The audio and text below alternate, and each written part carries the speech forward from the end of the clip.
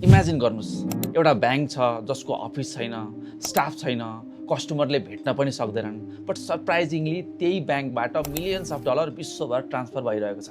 Sounds scary right? यही हो sale bank. Sale bank भनेको यस्तो ब्याङ्क हो जसको कुनै रियल फिजिकल प्रेजेन्स हुँदैन। धेरै जस्तो यस्ता ब्याङ्क केवल पेपरमा रजिस्टर गरिएको हुन्छ। यिनीहरू प्रायः money laundering, tax इभेजन, illegal transaction वा ब्ल्याक मनी हाइड गर्न प्रयोग गरिन्छ। एक्जाम्पलको लागि मानौ XYZ इन्टरनेसनल ब्याङ्क भन्ने एउटा ब्याङ्क छ। अफिसियली त्यो ब्याङ्क एउटा सानो आइल्यान्ड कन्ट्रीमा रजिस्टर गरिएको छ, बट रियालिटीमा त्यहाँ न अफिस छ, न इम्प्लोइ छ, न कस्टमर जाने ब्रान्च छ, केवल एउटा एड्रेस छ र केही डकुमेन्ट्सहरू मात्र हुन्छ। अब कुनै व्यक्तिले इलिगल पैसा लुकाउन चाह्यो भने उसले त्यही सेल ब्याङ्कमा एकाउन्ट खोल्छ।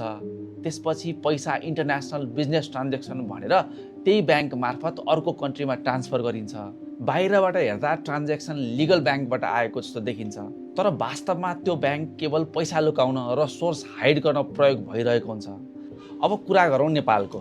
नेपालमा सेल ब्याङ्कको विरुद्ध स्ट्रिक्ट ल छ। नेपाल राष्ट्र ब्याङ्कले कुनै पनि ब्याङ्कलाई एनोनिमस वा सेल ब्याङ्किङ ट्रान्ज्याक्सन गर्न अनुमति दिँदैन।